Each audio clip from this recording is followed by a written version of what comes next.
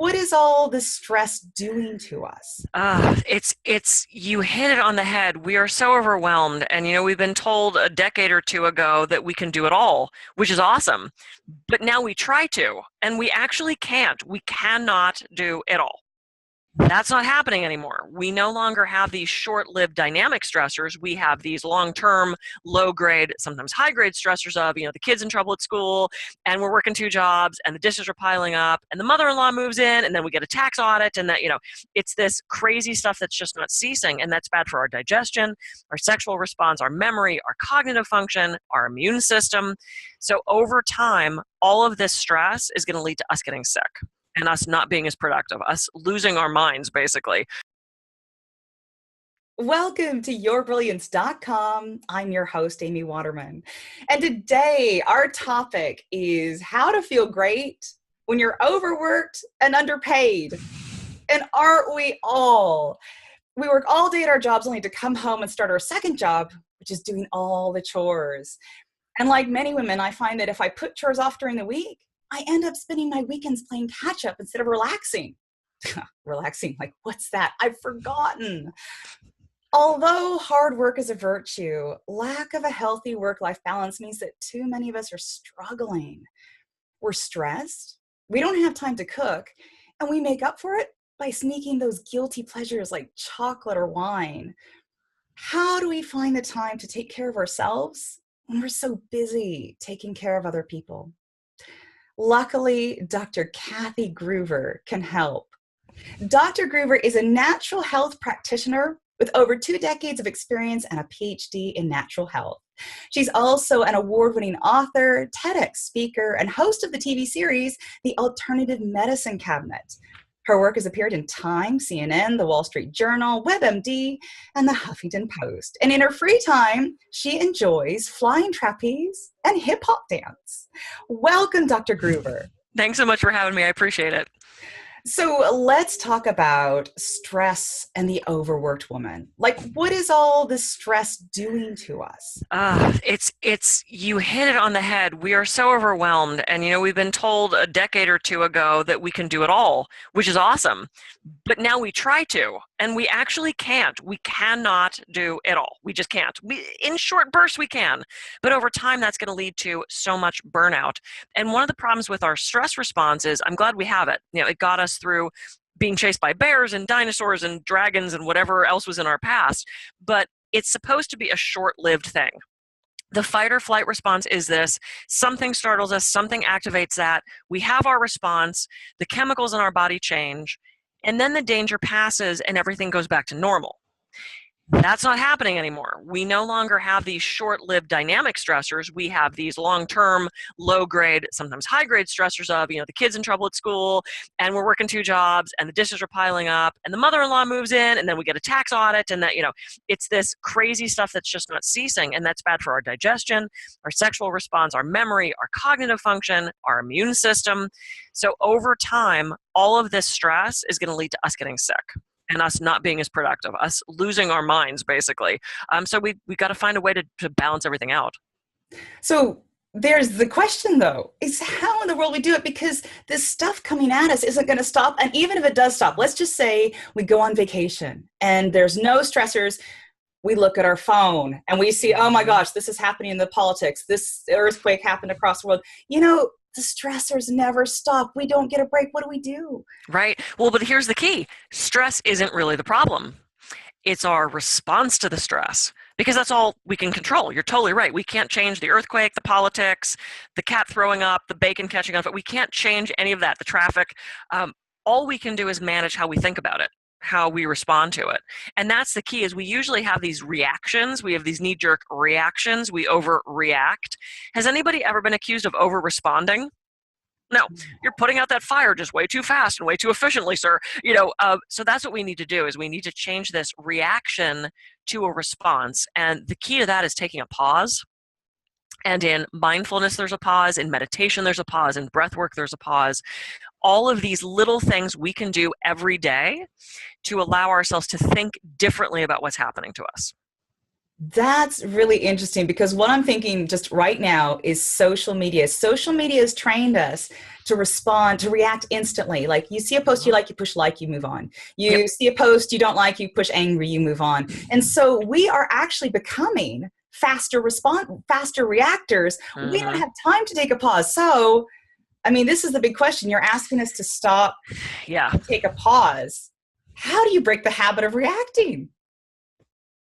The same way you break any habit, it takes practice. And it takes the acknowledgement that it's even happening. And the social media thing, I didn't have that growing up. I don't know what generation you are, but we still remember phones attached to the wall with a cord. And I was excited that call waiting came around. It's like, I can reach my friends even if their dad's on the phone. I was like, I remember that technology. And now you look at that and you're like, what's call waiting? I mean, like nobody even knows anymore. So now we have this stuff and it came on us so fast. It evolved quicker than we did. So it activates every time we hear that ping of the phone, we go, oh, and it activates the reward center in our brain. So we are training ourselves to look at our phone every single time we hear that noise. Or I've been in conferences where someone has their phone down and it's on silent, but you can see it light up, something clearly alerted, and you see like 4 heads go to see what it is, because it could be that next cute cat video, and it could be that job offer, and it could be my boyfriend, and it could be, Yeah. we're looking for that instant reward. And that's really dangerous because when we're relying on external things for that, it just causes problems. We're like I said, driving ourselves crazy. So we got to put the phone down. No, I know, you got to put it down. Seriously. Like everyone's watching going, no, I don't want to put the phone down. We have to take that break. We have to give ourselves a news fast for a while. That's one of the things I love about travel is I don't know what's going on. I don't watch the news. I'm about to go to Cuba for a trip. The TV, if I even have it in my room, it's going to be in Spanish. No habla español. That's the only Spanish I know. So for that week, I'm going to be void of knowing what is happening in the world, unless it's truly something important globally. But I'm not going to hear what so-and-so tweeted today. I'm not going to get any of that. And we have to find a way to take that break. And you said vacation. That's so interesting because when do people get sick? First day of their vacation. Yes. Every client, I swear they come home, I go, how was your trip? And they go, oh, I was sick the whole time. Must have been the guy in the plane sneezing. No, it wasn't. It was the fact that your immune system finally said, screw you, I'm done. And it got you sick because it's been fighting for months, months, months, and it can't handle it anymore. So we have to take care of ourselves as we go. We can't let it build up and then take a week-long trip and expect to cure everything in our bodies. It doesn't work that way. So I have to ask then, what's the absolute minimum of self-care we can do? Because one of the other issues is that we are bombarded with advice, and I'm guilty. I provide advice too, but we are bombarded with advice about we've got to cook meals from scratch every night. We've got to fit in a workout every day. We've got to find time to meditate. We got to do all this stuff. And it just adds to our to-do list and creates more Yeah. stress rather than actually helping us relax. So what is the bare minimum we should be doing to take care of ourselves? It's actually pretty simple. We have to eat real food.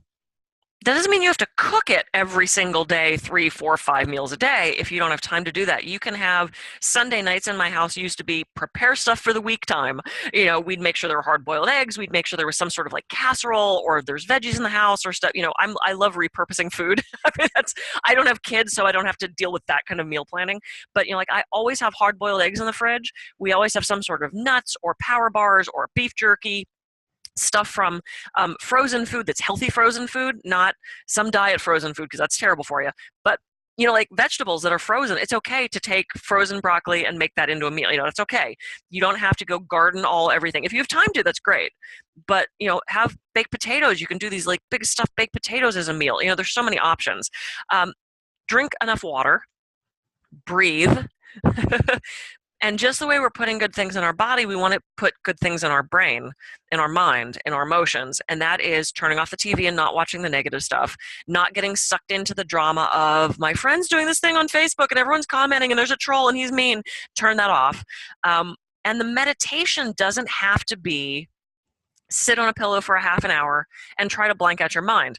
If you do it that way, awesome. I used to be terrible at it. I'm a little type A. I don't know if you noticed. You read my bio. I'm a little type A. I'm A+++, my husband says. So to sit on a pillow and still my body and quiet my mind never worked for me. So doing focused thought, doing a guided meditation. I like to teach a mini meditation. Do I have a minute that I can teach you guys the mini? Yes, Okay, absolutely. so it's so simple, and I'm not going to spend the whole time, but it's basically you just concentrate on your breath, the rise and fall of your chest, and on the inhale, you think, I am, and on the exhale, you think, at peace. Ooh. And you just keep repeating that over and over again. Inhale, I am, exhale, at peace. Now, if you do that for 30 seconds at a stoplight, don't close your eyes. It's a whole other set of problems. But that's my new thing. Like if the guy in front of me stops on the yellow and I think I'm going to get to go too, I'd really like to move the guy. I can't. I take my hands off the steering wheel and I think I am at peace and I do the breath until the light changes, because I can either sit there and be irritated and up my stress response for no good reason, or I can take that time to meditate. You can do a mindfulness practice. You can do the dishes mindfully, really concentrating on your senses and how does that water feel on your hands? And what's the smell of that soap? Can you smell that lemon scent as it comes up? And how does the plate feel? Oh, there's a rough spot. Oh, you missed something. And how does the water sound as it pours into the sink and the bubbles start to crack? And I don't know about you, but every time I do the dishes, I put the bottle of soap down and one bubble goes boop and it kind of floats away. And it catches the light and there's that little rainbow and then it pops with a spray of water and you suddenly find that you've done the entire sink of dishes and you've basically meditated. Wow. And the key with those things, the mindfulness and that mini, is when other thoughts intrude, because they're going to, dismiss them without judgment. Oh, hey, I was thinking, okay, cool, great, let me just do this. Because what that trains us to do is respond rather than react. That's the key to that. The word that's coming to mind is rumination. And that's what we do. Like if I am doing a mindless task, I will spend the time ruminating. I'll think over what happened that day. What issues do I have to deal with? What do I need to plan for in the future that I haven't planned for yet? I will ruminate. And that's not mindfulness. No, and the other bad thing that could be okay if you're thinking about how great your day was, how fabulous that kiss goodbye was this morning, how that guy on the freeway went, go ahead. But that's not what we're thinking about. No, it's not. We're thinking about what a jerk that idiot was that stood in front of me in the 12 item list and he had 15 items and I'd made, and then he had to write a check and he didn't have it ready. That's what we're ruminating on. Or we're thinking about the future of, oh no, I've got that meeting with the boss Monday and I'm sure it's going to go bad because I didn't turn in my TPC report and he's going to get on me again because he told me about, this is what we're ruminating on. Our brain cannot distinguish between what we're thinking about and imagining and what's actually happening. So if we're reminded of the jerk on the freeway, we're having that same stress response as if he's there in front of us again. If we're worried about the date, the meeting with the boss, the audit, oh my gosh, what is we're reacting in a fight or flight response, and that is doing horrible, horrible things to us. We're the only species that does this. Animals don't sit around ruminating about, oh, I guess I missed the gazelle today. I guess I'm not going to eat tomorrow. You go. I'm feeling fat. I don't feel like going. You go ahead and hunt. Animals don't do that. They'd be extinct. So this is what we're doing to ourselves. So it's hard to stop thinking those things. I don't know if you've ever been snowshoeing. The person who does the snowshoeing first, he's got to go through that really high snow and it's really, really rough and he's got to forge this path. But the people after him are like, la, la, la, la, la. It's easy because the path is already there. Well, that's our negative thoughts. So if we try to deviate out of those negative thoughts, we get sucked right back in. And the key to that's not trying to stop thinking them, it's changing them to positive stuff, thinking about the good things that happen, doing a gratitude list, doing affirmations, doing the I am at peace, or I am fabulous, I am pure health, whatever you want to say.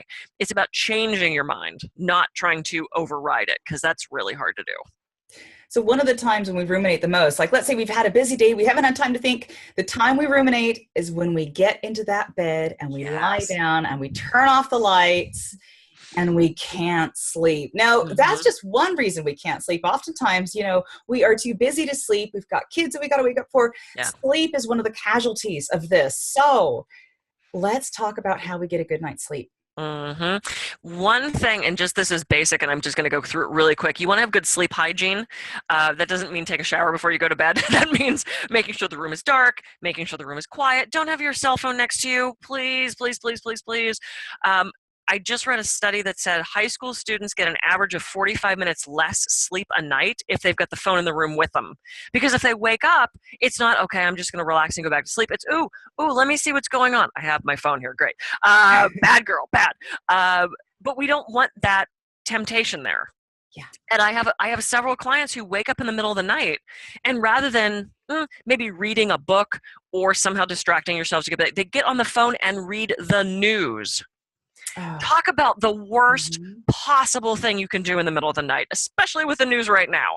Not a lot of real good news coming through. So put the phones away, get them out of the room. But with those ruminating thoughts, the I am at peace can help. People say you shouldn't meditate to fall asleep. And if you're doing formal seated meditation, I agree with that. That's not the point of it. But the I am at peace is really great at helping you go to sleep. The breathing, counting sheep actually works. Whoever came up with that, however many decades ago, it was brilliant. Because in the same way, thinking I am at peace, you can't be thinking other things. If you're counting and seeing sheep, you can't be thinking other things. So that actually is a thing. I like affirmations because they do affect our physiology. So if you're thinking something like, I fall asleep quickly and easily, I wake up feeling refreshed, it says one of two things. At the very least, it shuts out the negative thoughts so that you can fall asleep. But on the other hand, it actually does program us. We can change our physiology and program our body and our outcomes with visualization and positive thoughts. So doing those things, that's my key to sleep. And then you get into things like you can take melatonin, you can take tryptophan, not if you're on SSRIs for antidepressant. There's hot tea, baths. I love taking scalding hot baths. Do not take a bath, get out of the tub and go to bed. It's really bad for your muscles because the hot water loosens all your muscles up, and then you go to bed and you're laying in some weird position and you wake up the next morning going, oh, that was a bad idea. Give yourself a chance to cool down a little bit. Don't jump out of the hot tub and go straight to bed. You really shouldn't fall asleep on a heating pad because that's not real great for you. It's dehydrating. Anyway, so there's my thing on sleep. Lots of tips in that. Yeah. So you've got the alternative medicine cabinet. Do you want to tell us a little bit more about that? Yeah, that was my first book. And the reason I called it that, it really is, it's a cabinet. You open it up wherever you want to, and there's real short standalone chapters about various types of alternative medicine. And I have one in there on healthy sleep. And I've got things like Bach flower essences and Reiki and different massage techniques, a little bit of mind-body medicine. And that was my first book, and that kind of kicked everything off. It's been turned into a TV series, which I'm really, really excited about. It's in post-production. We're editing things right now and getting it all going. So I don't know when it's going to be on. It's driving me. It seems like it's been forever. It's been a long time coming, but that's Hollywood. Hurry up and wait. Yeah. So I'm being patient. It's not my strong suit, but yeah. So the book to the TV show, that's my website as well, where all my other books are too.